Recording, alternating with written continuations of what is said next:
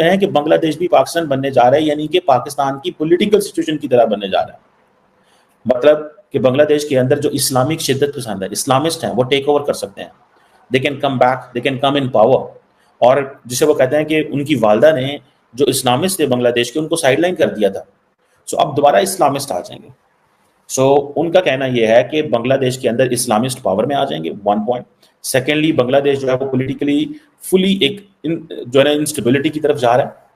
और पाकिस्तान का जो हुकूमत है, जारी बात है, वो तो इस पर क्या कमेंट करेंगे, because we call it this is an evolving situation, हालात अभी बदल रहे हैं।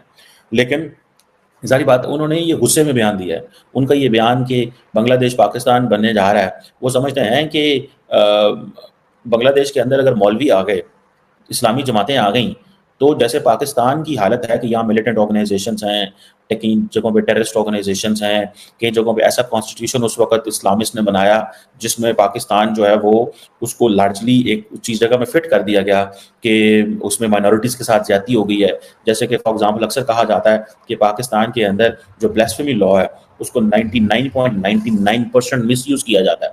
उस लॉ को 99.99% मिसयूज किया जाता है। लोग जेलों में डाल दिए जाते हैं, लोग जेलों में रहते हैं और उनसे कोई पूछने वाला नहीं है।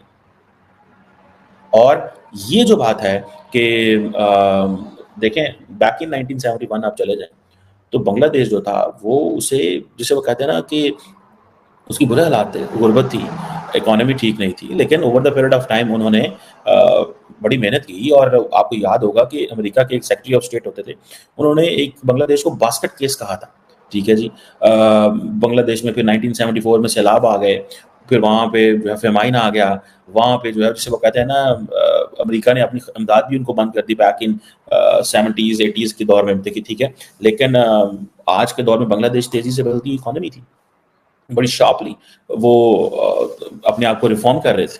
लेकिन क्वेश्चन ये है कि शेख हसीना वाजद के जो बेटे हैं वो अगर ये कहते हैं कि पाकिस्तान जो है वो एक इस्लामिस्ट कंट्री है, तो इसमें तो कोई शक नहीं है कि पाकिस्तान एक इस्लामिक कंट्री है। और इसमें उस वक्त के लोगों ने ये फैसला किया कि हम एक इस्लामिक मुल्क बनने जा रहे हैं। लेकिन पाकिस्तानी जो है वो, कई बंगाली ये भी कहते हैं कि पाकिस्तान से ज़्यादा खतरा है कि बांग्लादेश जो है वो अफगानिस्तान बनने का खदशा है। ठीक है जी। सो इस वक्त दुनिया जो है वो बांग्लादेश को इस लेंस से देख रही है कि मौलवी वहाँ पे वापस आ सकते हैं, जमात इस्लामी वापस आ सकती है, बीएनपी वापस आ सकती है। सो मेजॉरिटी लोग जो है जिनकी टेंडेंसी जो है वो इस्लामिस्ट, वो पावर में आ सकते हैं। अब होता ये है, देखिए किसी भी मुल्क के अंदर जब की हुकूमत आती है तो उसको लेजिटिमेसी चाहिए होती है, या उसको इंटरनल लेजिटिमेसी चाहिए होती है या एक्सटर्नल लेजिटिमेसी चाहिए होती है। ये जो लेजिटिमेसी बांग्लादेश की शेख हसीना वाजिद को थी, लार्जली ये लेजिटिमेसी उनको इंटरनल भी थी, लेकिन एक्सटर्नल लेजिटिमेसी भी थी उनकी। और यही वजह कि आप देखें कि जैसे ही उनकी एक्सटर्नल लेजिटिमेसी खत्म होती गई, इंटरनल लेजिटिमेसी पे क्वेश्चन लगने शुरू हो गए, तो वो अपनी पावर जो है वो खो गई। ठीक है जी। तो ये चीज़ें जो हैं जिसे वो कहते हैं ना, ये चीज़ें हैं, अब लेजिटिमेसी के लिए कोशिश तो करनी पड़ती है। सो उन्होंने ये जो बात की है कि पाकिस्तान बनने जा रहा है, मैं सारी बात है शेख हसीना वाजिद के बेटे को पाकिस्तान के ऊपर गुस्सा है, बिकॉज उन्होंने जो तारीख सुनी अपने जिसे वो कहते हैं ना वालिद के बारे में। ठीक है, उन्होंने जो तारीख देखी, उनको जब वो बड़े हो रहे थे तो पाकिस्तान के बारे में जो उन्होंने बातें की, जारी बात है दे बिलीव कि वो एक अच्छी मेमोरी तो उनके लिए नहीं होगी। और आपको पता है कि अक्सर लोग कहते हैं जी कि पाकिस्तान जो है ना उसके बांग्लादेश के साथ ताल्लुकात बेहतर होंगे। I don't believe in this. उसकी वजह यह है कि वहाँ पे जो लोग मौजूद हैं उनकी 50 साल की एक मेमोरी है पाकिस्तान के मामले में। ना सोसाइटियल कनेक्शन है, ना पॉलिटिकल कनेक्शन है, ना इकोनॉमिक कनेक्शन है, और किसी किस्म का कोई कनेक्शन नहीं है। लोग बातें कर रहे हैं जी कि इंडिया जो है ना वो मुश्किल में होगा, इंडिया के लिए प्रॉब्लम होगा बांग्लादेश। मुझे नहीं लगता। For a moment there is a shock in India. The shock is because they invested heavily on Hasina Wajed. उसके ऊपर बड़ा लंबा चौड़ा उन्होंने इन्वेस्ट किया। ठीक है जी। अब इतना लंबा चौड़ा इन्वेस्ट किया तो जारी बात है, होता तो है ना, आपका जब एक एसेट चला जाए तो वन फील्स की क्या हुआ है, ये क्यों ऐसे हुआ है। ठीक है। और मैं तो इसको इस तरह से भी लिंक करना चाहूंगा कि जिस तरह पाकिस्तान ने 50 साल अफगान तालिबान पे लगाए, इंडिया ने 50 साल बांग्लादेश पे लगाए। और इन 50 सालों में शेख हसीना वाजिद की पार्टी काफी अर्सा हुकूमत में रही है। ये पिछले 15 साल तो वो डायरेक्ट पावर में रहे। तो क्वेश्चन ये है कि आपको होता तो है कि आपका जो जिसे कहते हैं ना, आपका जब एसेट चला जाए, लेकिन याद रखिएगा जितनी बांग्लादेश के लोगों की डिपेंडेंस इंडिया के ऊपर, किसी मुल्क के ऊपर नहीं है। सो जैसे ही हुकूमत संभलेगी, आप जरा इंतजार कीजिएगा, इस मेरी प्रोडिक्शन को नोट कर लें कि बंगाली खुद कांटेक्ट करेंगे इंडिया के साथ। और वो इंडिया से हेल्प मांगेंगे इन कमिंग ईयर्स। मैं आपको बड़े पते की बात बता रहा हूँ।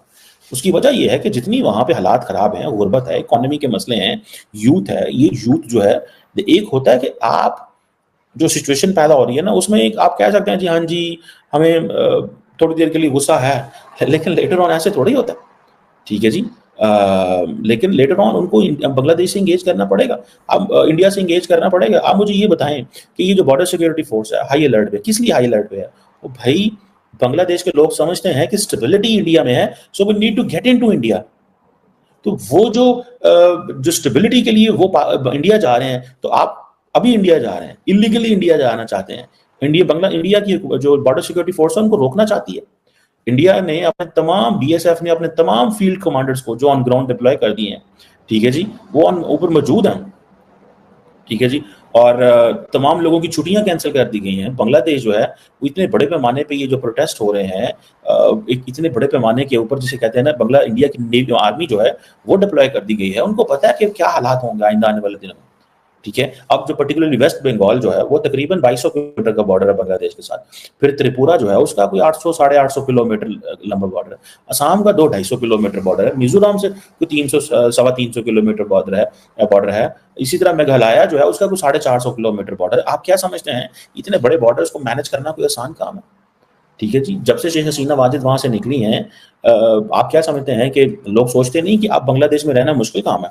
क्योंकि वहां पे लोग जो हैं एक दूसरे के साथ लड़ रहे हैं, झगड़ रहे हैं, और उनकी जो जिंदगी है मुश्किल होती जा रही है। इकोनॉमी उस तरह नहीं रही, स्कूल बंद है, कॉलेजेस बंद है, पुलिस छुट्टियों पे चली गई है, पुलिस डरती है कि हमें जो है वो मारेंगे वहां।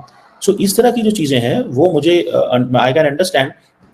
ठीक है। अब हुकूमतें इंडिया क्या उसे कहते हैं, बांग्लादेश की हुकूमत भी कर्फ्यू शर्फ्यू लगा रही है कि और इंटरनेशनल बॉर्डर के ऊपर। ठीक है जी। अब देखना यह है कि कैसे ही आइंदा आने वाले दिनों में चलेगा निज़ाम, कैसे चीज़ें बेहतर होंगी। क्या ऐसे ही जो बॉर्डर पे अगर दुनिया आती रही इंडिया के बॉर्डर के ऊपर, और इंडिया की जो बीएसएफ है उन्हें देखिए, ये होता है सिचुएशन। एक वक्त हुआ करता था कि अक्सर जब आपको पता है अफगानिस्तान के अंदर हालात खराब हुए तो अफगानियों ने बड़ी तादाद में पाकिस्तान आए हैं। अगर मैं ये कहूँ तो 1.5-2 लाख की तादाद में 2021 के बाद पाकिस्तान आए। पाकिस्तान तो खैर बादशाह मुल्क है ना, परवाही कोई नहीं करता। पैसे पूसे लेके हम लोगों को आने देते हैं हमारे लोग। इंडियंस ने देखें कैसे रोक के रखा हुआ। हमें तो कोई 2 लाख रुपया हमारे नादरा में दे, आपको नया आईडी कार्ड जारी कर दे, आपको 5 लाख रुपया दें, आपको पासपोर्ट जारी कर देंगे पाकिस्तान का, और बताएं आपने किधर जाना, हुक्म करें, हमारे लिए क्या हुक्म है। 5-7 लाख में यानी कि $2000 में पाकिस्तान में आपको नेशनैलिटी जो है ना तैयार कर दी जाती है। तो इंडियंस तो नहीं ऐसे करते। अब हमने जब अफगानिस्तान 15 अगस्त 2021 में अफगानिस्तान में तालिबान आए तो वहां से लोग भागे। आपने वो देखे ऑप्टिक्स के लोग जहाजों में कैसे लटक रहे थे, तो बहुत सारे लोग पाकिस्तान आए, भागे, पाकिस्तान इलीगली भागे, और वो भी पाकिस्तान में मौजूद हैं। तो उस वक्त भारत के लोग अक्सर मीडिया में कहता था कि क्यों नहीं आने दिया जा रहा, और जब पाकिस्तान इलीगल अफगानियों को निकालता था तो कहते थे क्यों निकाल रहे हो। ठीक है, आप वो ऐसे निकालना गलत है, ये है। आज जब इलीगल लोग इंडिया के अंदर एंटर हो रहे थे वो कह रहे हैं नहीं एंटर होने देना। बिल्कुल सही कह रहे हैं, नहीं एंटर होने देना चाहिए इंडिया की हुकूमत को। क्यों भाई, इंडिया के अंदर क्या ऑलरेडी लोग मौजूद नहीं है इतनी बड़ी तादाद में? और देखें इंडिया के अंदर क्या इकोनॉमिक चैलेंजेस नहीं है?